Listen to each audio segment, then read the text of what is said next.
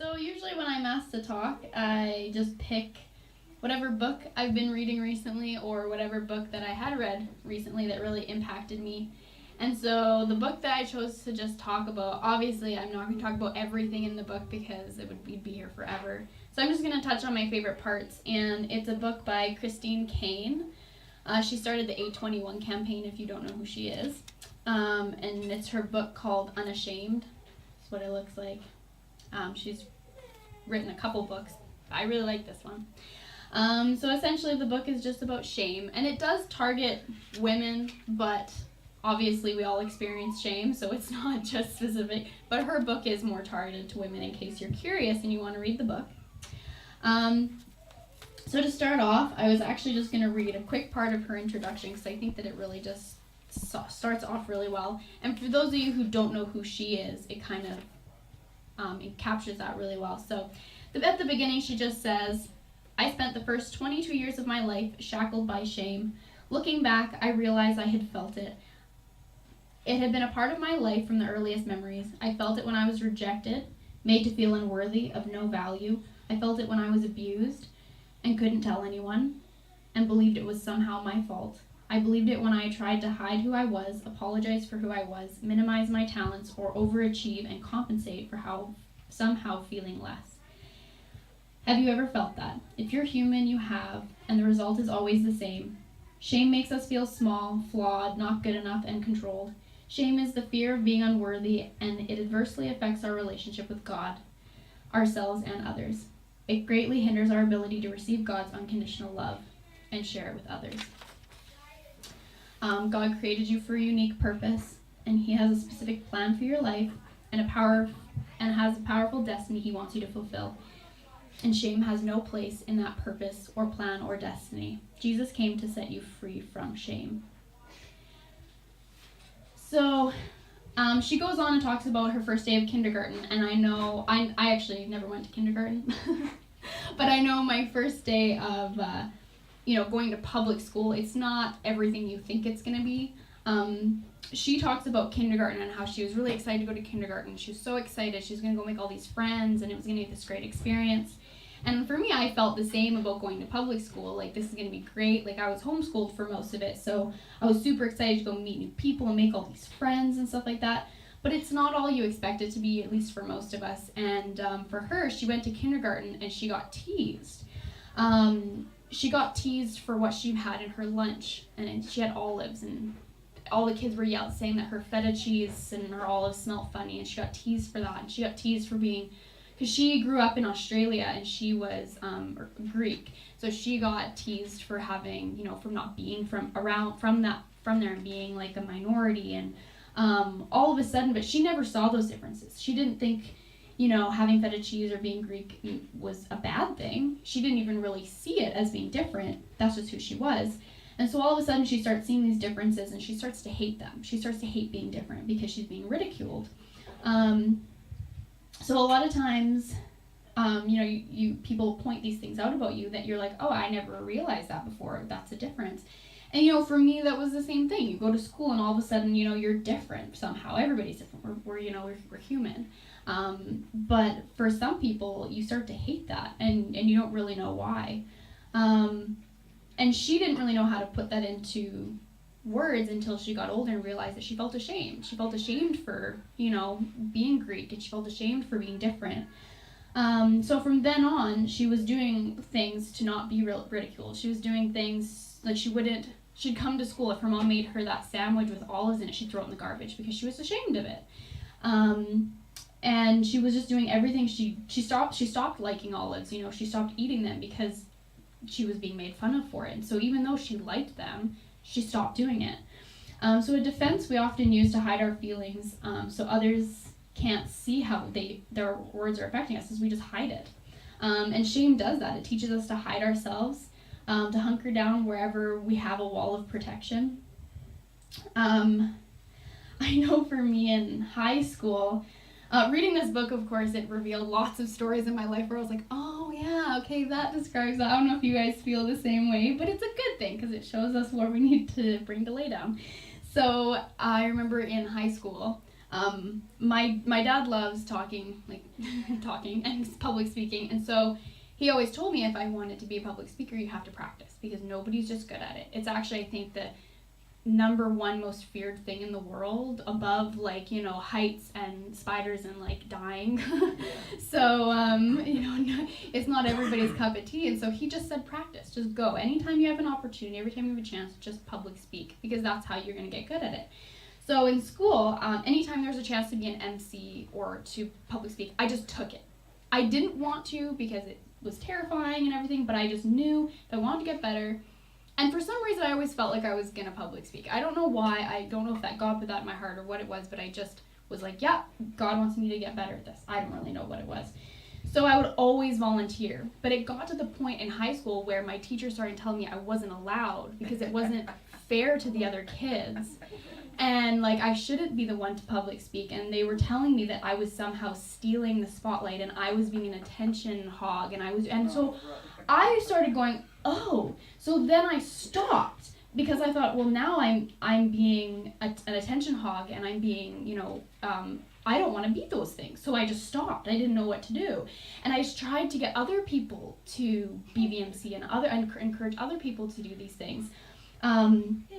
But I didn't really realize it, but it was pushing me down and it was preventing me to be all that I could be because I never really became that good at public speaking. I didn't really have that many opportunities. But I was just told that, no, you're stealing the spotlight, you're doing all these things. So I just stopped. Christine Kane talks about how in her childhood she was sexually abused. And often people who are victims of sexual assault, they believe that it's their fault and that they're a bad person for things that have happened to them. And that they sometimes think that God doesn't love them. And these are all lies. These are all lies that, Satan tells us that it's our fault and things like that. Shame is painful. Feelings of shame are those of humiliation, disgrace, unworthiness, embarrassment, anger, dishonor, remorse, anguish, sorrow, and self-reproach. And when we're talking about shame, it actually goes all the way back to Adam and Eve. That's another thing I really like about Christine Kane's books is she quotes scriptures, she talks about the Bible, and she relates it to that, which is really nice when you're reading things like that. And she talks about Genesis 1, verse 27 to 28. It says, so God created man in his own image. In the image of God, he created them. Male and female, he created them. God blessed them. God created us in his image. He did not create us to bear shame.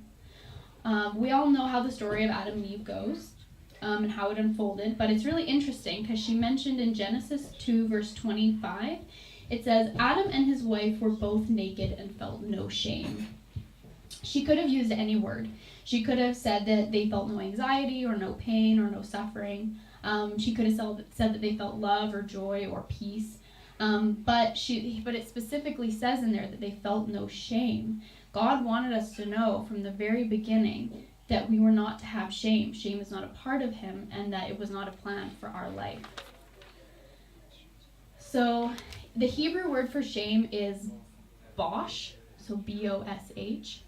And it doesn't simply mean to be embarrassed. It actually means to be utterly dejected and to be ashamed from one another. The story of Adam and Eve continues, and it says in Genesis 3, verse 7, Then the eyes of both of them were opened, and they realized they were naked. Shame invaded them. They had never experienced that before. They sewed fig leaves together and made coverings for themselves. Even before God had arrived to the garden, even before they knew that God knew what happened, they hid a part of themselves because something had broken, and they knew that something had broken. They went from being vulnerable and open to hiding their bodies from each other. Separation, isolation, and division invaded their lives. But they also not only hid from themselves, they did hide from God. They had never known what it was like to be ashamed or afraid, but they knew that it was wrong and they were hiding. When God arrived to Adam and Eve, they also didn't admit to guilt. If you read the dialogue in Genesis 3, verse 9 to 13, they actually tried to hide what they were doing. And in their shame, they resorted to blaming. Adam pointed to Eve, and Eve pointed to the serpent. Yeah, they were just blaming each other. They didn't go, hey, we did something wrong. They just started blaming everybody else. There's an author named Brene Brown, who is actually one of my favorite authors. She wrote a book called Women and Shame, and she defines shame as the intensely painful feeling or experience of believing we are flawed, and therefore unworthy of acceptance and belonging. And it's interesting because when you look at the word guilt, because you can be guilty of something. If you do something wrong, you can be guilty. But guilt says that you have done something bad, whereas shame tells you that you are bad. And there's a big difference between telling someone that they've made a mistake and telling someone that they are a mistake. It's a very big difference. Shame causes us to hide ourselves from God. God wanted Adam and Eve to admit what they had done. It says in Genesis that he asked, the first thing he said was, have you eaten from the tree that I commanded you not to eat from? He just wanted them to admit what they had done. Essentially, that was his question. And all they did in the dialogue was make excuses and blame. The devil wants us to hide. This also can cause us to lose sight of our identity in God. And because we feel diminished, we shrink from stepping into our destiny that God had created for us. Which is one thing I really like while I'm reading these books, is that we are taught here our identity. And she has, honestly, a whole chapter in here talking about our identity. And I just looked at it and went, oh, don't have to tell them that. Everybody here knows that. We all know where to get it. We all know where to go and to read our identity every single day. I have it all printed out. And I think that that's so incredible, because there's a lot of people that don't know that. They're probably reading this book going, oh, my identity, okay. So, I felt a little one step ahead anyway. So the Webster's Dictionary, or Merriam-Webster's Dictionary, describes guilt as the responsibility for a crime or for doing something bad or wrong, which we're human beings and we make mistakes, we do things wrong. But it describes shame as a painful emotion caused by the consciousness of guilt, shortcoming, or impropriety. So I am a strong believer in that our identity is very important. I'm sure we all are. And it says in Psalms, this is one of my favorite scriptures, the Psalms 139 verse 14, it says, I am fearfully and wonderfully made.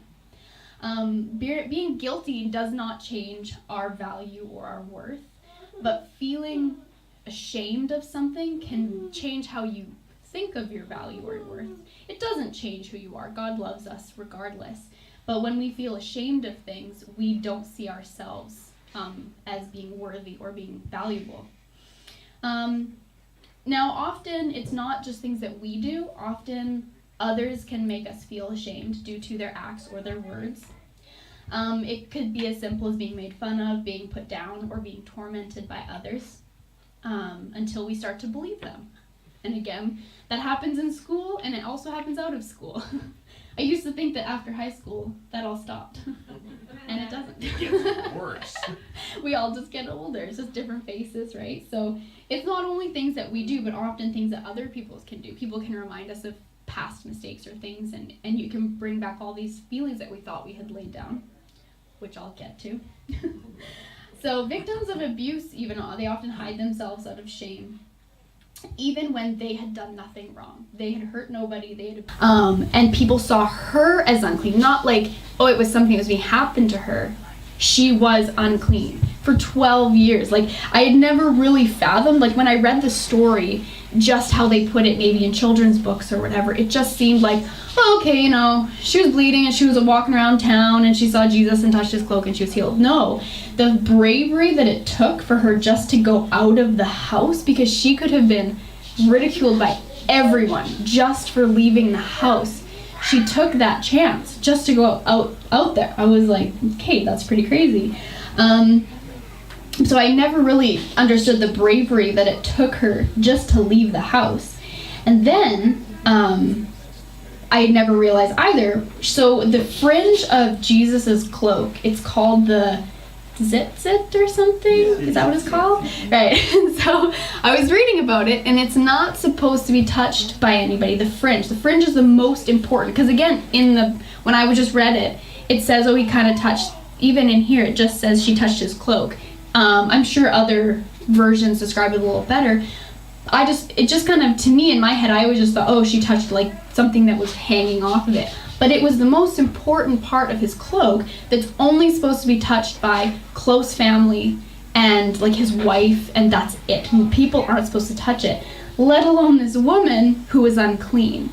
So think about someone coming to the town that everybody is looking at as this great healer, this incredible man, and now you're gonna go touch him and make him unclean. You know what I mean? Like, if people were to catch her doing something like that, I can imagine the shame she would bring to her whole family. So when she really broke this story down, I thought of it before as like, oh, this woman happened to have touched his cloak and healed, to like the bravery that it took her just to leave the house, let alone now touching the most important part of his cloak. And then what I thought is kind of almost humorous, was she touched it, she was healed, and she was probably thinking like, oh my goodness, this is great. And all of a sudden, Jesus turns around and goes, who touched my cloak? Like, you just went through all of that, leaving your house, and you touch this man's cloak, and you're just like, yes, I'm healed. And then it's like, he says, who did that? Like, busted. I know, right? But the most beautiful part about it is that the first thing he said to her was he called her daughter. You know, because she is his family. She can touch his cloak. You know what I mean? She became a daughter. Right, and I didn't understand how beautiful that was until she put it like this, and she put it so simply that, you know, he looked down at her, and the first thing he said was he just called her daughter. And I'm reading the book, I'm like, oh, that's so cute. Like, you know, she was allowed to. He wanted her to be healed, and she had that faith to be healed. So I thought that was really nice. And it says in Mark 5:34, your faith has healed you. Go in peace and be freed from your suffering. So yeah, she had been suffering, and she had been cast out for years. So I thought that was a really cool story when you actually consider everything that she had to go through to get to that point of healing, right? It wasn't so simple as, oh, I believe I'm going to be healed. Okay, I touched it, right? She went through so much to get there. And the power that healed that woman is available to all of us. To be healed, we must acknowledge our wounds. But when we have shame, acknowledging our wounds is the last thing that we want to do. The last thing you want to do is be vulnerable because you feel like that's the reason why you ended up there in the first place. So it takes a lot of bravery. It takes going out and stepping out in order to do that.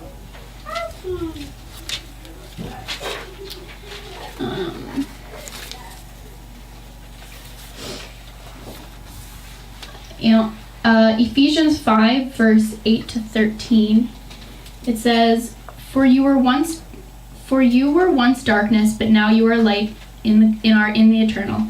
Live as children of light, and find out what pleases the eternal. Have nothing to do with the fruitless deeds of darkness, but rather expose them. It is shameful even to mention what the disobedient do in secret. But everything exposed by the light becomes visible, and everything that is illuminated becomes light. So we know that God is merciful and God is kind, and that Jesus paid for our guilt and bore our shame. But I never really, again, fully understood, like, what, again, because, okay, they say he died on the cross for us, and he carried our sin and our shame. But again, until I really started realizing what shame was and how it affected me, and how you don't really realize sometimes how it affects you until it's exposed, that how great it is that he died for us. Sin and its shame were left entombed, conquered, and finished. The blood of Jesus has healed you, and you have been set free. So when he died for us, he left that there. He left that shame there. He doesn't want us to be ashamed of things or to feel shame. And yeah, I'm losing my track of where I was. Okay, we're back. So, have you ever looked around where you were kind of mentally and just thought, like, how did I get here? You know, whether it's a good thing or a bad thing. I know sometimes I have thought a certain way for so many years about myself or maybe about others, and then it gets to a point where I kind of catch myself and I'm like, how long have I thought like this, you know? For myself, with the being the MC at school and stuff like that, I thought of myself as someone who was bossy, someone who was, trying to steal the limelight from other people, which in reality I'm not like that. That's not who I am. I want other people to succeed. I'm actually quite good at not taking the lead and letting others lead, but I had just been told that for so long that I was bossy and I was all these things. So I just started to believe it. And I viewed myself in a certain light, and then one day I kind of stopped and went like, wait a second, like, how did I get here? And a lot of it was because of daily thoughts and how I wasn't managing my daily thoughts. And actually it kind of ties into my last talk about intentionality and how every single day you have to live intentionally. And instead of just waking up and living your day, I think that's also what is so beautiful about how we do the prayer call. And I think that, I need to be a part of the prayer call because I'm starting to realize the importance. I probably shouldn't have said that out loud. I'm joking, okay.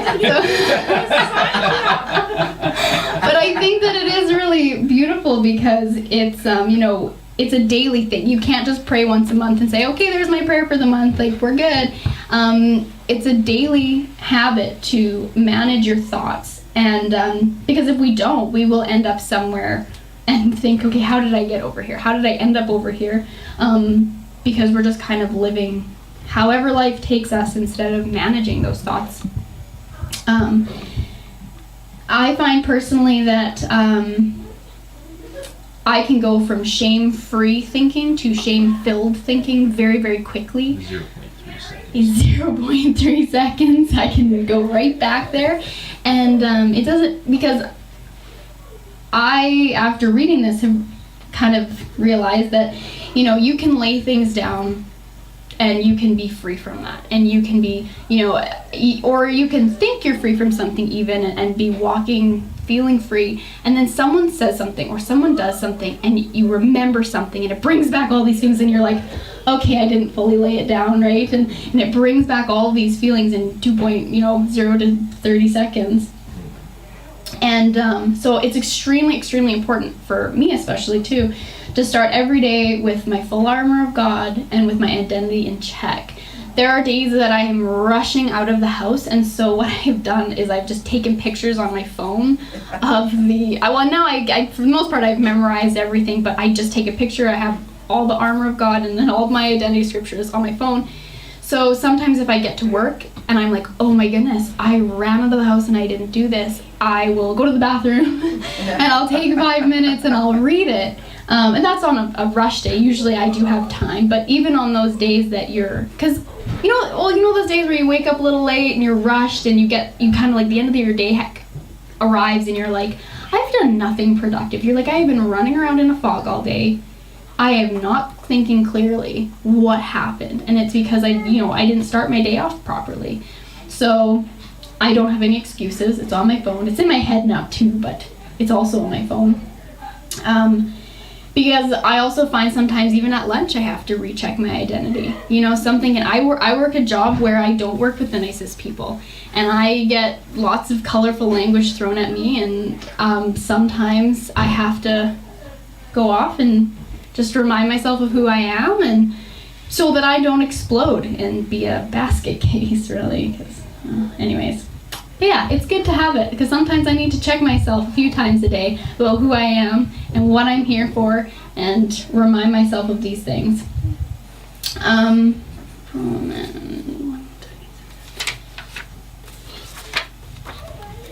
actually marked my pages this time.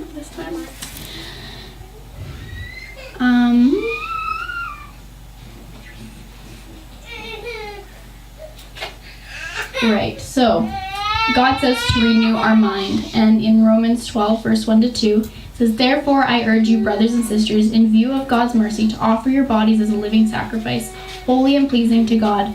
This is your true and proper worship. Do not conform to the pattern of this world, but be transformed by the renewing of your mind. Then you will be able to test and approve what God's will is, his good, pleasing, and perfect will. And yes, and again, we talk about that all the time. Again, that's what I really enjoy about reading a lot of this stuff is I go, oh, we talk about that. We talk about our identity. I actually had a friend the other day. She goes to church sometimes, and I was trying to explain to her lay down in the simplest terms that I could, because I didn't want to overwhelm her.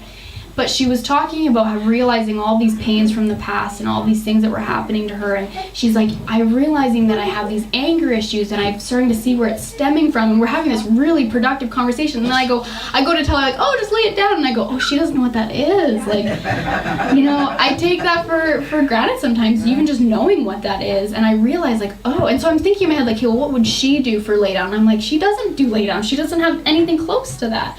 So I tried to explain to her, and it was interesting, because she's like, what church do you go to? And she's very interested in things like that. So you guys might meet her one day, but I was like trying to explain to her lay down how important it is and kind of how to do it. I essentially told her write a list, right, of everything, and I sent her some scriptures that she can read while she's kind of laying it down in the best way I could describe to her to do it. And she was so blown away. She's like, this is so incredible. This is she was super, super thankful. And I was realizing, like, okay, I totally have been taking for granted the fact that I even know how to do that. Because a lot of times you read things and they tell you, oh, you should give it to God. But they don't tell you how, right? They just tell you, oh, well, you shouldn't think like that. Oh, you shouldn't feel like that. They kind of dismiss your feelings instead of telling you that, no, it is a pain, acknowledge it, and then here are the steps that you can do to give it to God. So she talks about coming to walls in our life and how we need to identify what those walls are. And again, we talk about this all the time. Her wall was unforgiveness. And I'm sure I don't have to tell everybody what unforgiveness is. Again, she has a whole chapter in here describing what unforgiveness is and how to get rid of that. And I thought, oh, don't need to tell them that. They've heard that 1,000 times.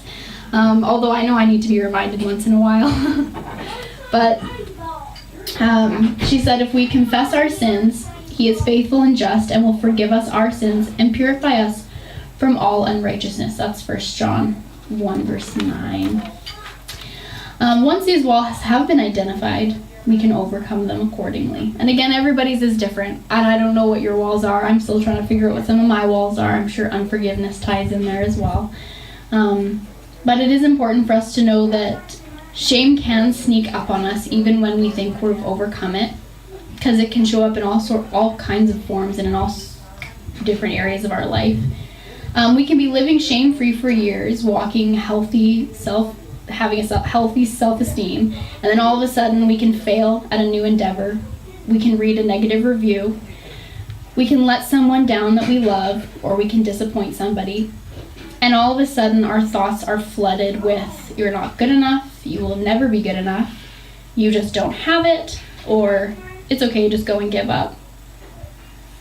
But each time we can recognize and overcome these shame triggers with God, we can develop new strengths. Every time we lay down our pains to God, we discover his love is deeper and deeper every single time. Often in our lives, we put Band-Aids over pains instead of giving them to God to be healed. Lay down has helped me discover areas that I just had Band-Aids on and had not properly laid down. Again, when it rushes back and hits you right in the face, you go, oh, okay, that was a Band-Aid. That wasn't laid down properly. And I know for me, I've had to lay things down many times, and I'm still laying some of those things down. But every single time I lay them down, I get a little bit closer and I get a little bit stronger. So when I'm challenged, or I'm reading a new book, or anytime we study anything, really, we're risking discovering new areas that we've only have Band-Aids on. But I think that that's the importance of studying and reading. I know for me, every time I have the opportunity to talk in front of you guys, I feel like I'm learning more than anything, because a lot of times God goes, okay, I want you to study this. Nobody else needs to hear it, but you need to hear this. So it's good. I really, really enjoy it. But it's not until we discover where those Band-Aids are covering those areas that we can truly actually be healed from them. And then I really liked this excerpt of the book that she wrote, so I was going to read this. She wrote, "Do you know how challenging it is to decide to write a book on shame and then almost not write it, thinking that because you still sometimes struggle with shame yourself, you're not qualified? Imagine that, being too ashamed to write a book on being free from shame. If shame were easily dealt with, I wouldn't be writing this. I wouldn't need to." And I thought that was kind of funny, because it shows you that even someone who's written this book is still, to this day, dealing with shame and things like that. And that, yeah, it's not an overnight thing. It's not a 10-step process and you're free kind of thing. So, the next time we are faced with those thoughts that come rushing back, thank God for the opportunity to face those giants. Declare your willingness to follow, trust, and obey rather than grumbling and complaining. And be confident that God can lead you to freedom and to be shame-free. Freedom comes when we see ourselves as God sees us, which can be hard. When the Israelites reached the Promised Land, even after the walls of Jericho fell down, there were more giants and people and groups to overcome. With every step, we become better equipped for victory. Like the children of Israel, we are able to possess the land because the God on our side is greater than the shame giant that will ever come against us.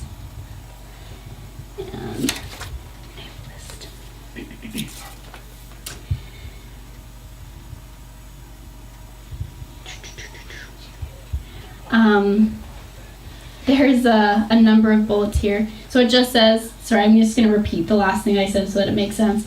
So the God inside of us is greater than the shame giant that will ever attack us. Attacks can be the hurt from an aunt who thinks there's something wrong with you because you're not married. Don't worry, Auntie, you've never said that to me. I know, I looked up and looked at you and thought, oh, she's going to think you. No, you've never said that. It could be the rejection from your ex who walked out saying that you just weren't right for them. The disappointment every time your boss passes over you for a promotion. The insecurity that comes when people say that you can't be a good mother and have a career too. Or the fear of launching your own business or stepping out into a new ministry. Let's be the giant slayers God made us to be, because every time you slay one more giant, you claim more territory. You gain more ground, and you gain more and more freedom from the power of shame. One last scripture. I think that Joseph best summed up how I feel when he was talking to his brothers. In Genesis 50, verse 20, he said, "You intended to harm me, but God intended it for good, to accomplish what is being done, the saving of many lives." And that's kind of how I view things, because lots of times if something were to happen to me and I feel ashamed over something and I have to overcome it, instead of thinking, oh, woe is me, I just think, God is going to take this and he is going to make something good out of this. Satan meant for evil, God will turn to good. And I know for me that's a huge part of helping myself move forward, because I realize that I'm a bit stronger and God's going to use that for something.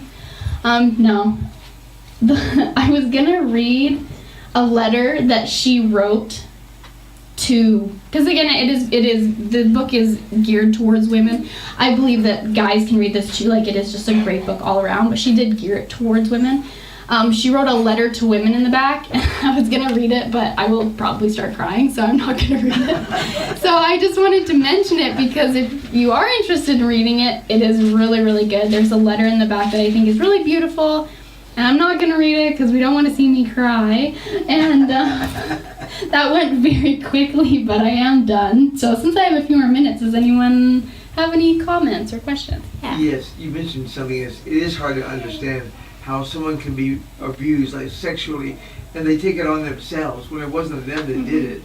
But I had a friend I met in Sarasota, Eric, who's a good believer, and he has a friend, not a girlfriend, but a friend who was raped when she was younger. And Gerald said that this girl took that rape as her identity. That it was not done, she didn't do it, but it was done to her, but she still adopted it as her identity, which is very hard to get rid of when you accept it as your identity. So.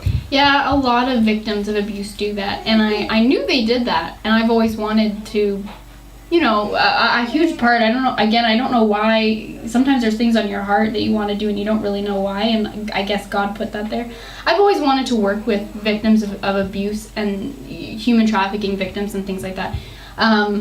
And so, but I always wanted to understand why they did that, and I knew that they did, and I knew that there was, you know, when it's done to you, they feel like, oh, everyone's judging me, blah, blah, blah. But then until I read this and I realized that it was that shame that they felt, then it kind of clicked, okay, that's why they feel. Again, they shouldn't, you know, but it is interesting when she actually talked about a little girl in this book who her parents fought all the time, and her parents, there was a lot of drugs and alcohol in her home when she grew up. And it affected her so bad that it affected her entire life. She felt personally that she was unworthy of being loved and all this stuff. She personally was never abused, but she watched her parents fight and throw things, and it affected this little girl to the point where she couldn't do anything on her own. She was just so afraid of everything, and so, you know, she just felt like everything was her fault, and if people were angry around her, it was her fault. And it's, again, it's so hard to comprehend that because I haven't been in that situation, thankfully. But yeah, this little girl took it on as her identity, right? And that was all her fault. So it's sad that they feel like that. But also Christine mentioned how she had, because she actually started the 821 campaign, which is they help victims of human trafficking and sex trafficking. And she mentioned in there that if she wanted to head that organization, and if she expected those women to go through that journey of loving themselves and being able to, you know, give that pain over, she was going to have to give that pain over. If she wasn't willing to do it, then how could she expect them to do it? So I guess I got to do the same thing. Yeah. Anybody else? No? It was interesting how you said, you know, people don't know how to lay down, but they do know, give it to Jesus. They hear that expression, give it to Jesus.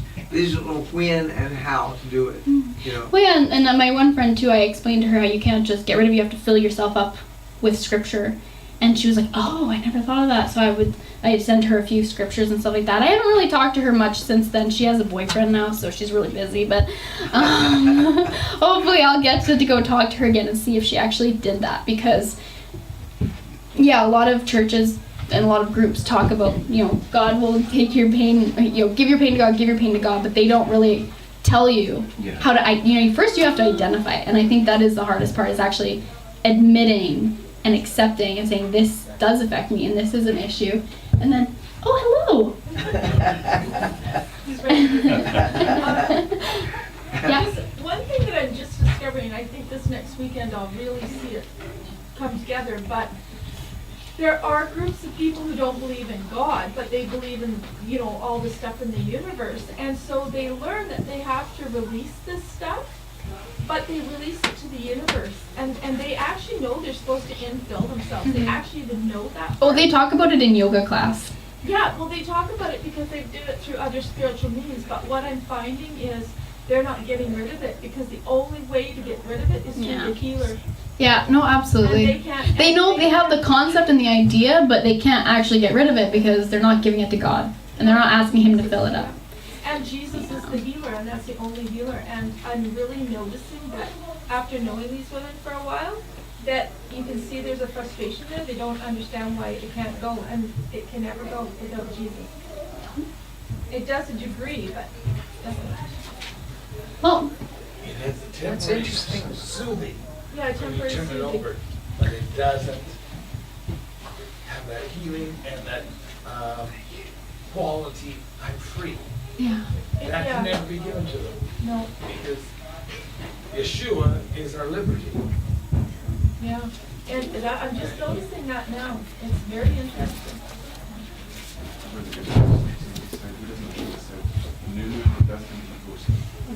And they don't know Jesus. And he said the new moon is the best time to let go of stuff. It's actually quite fascinating how close some people are. They're like so close, but then they're not. So far. So far. They're so close, yet they're so far. Yeah, absolutely. Well, thank you, everyone.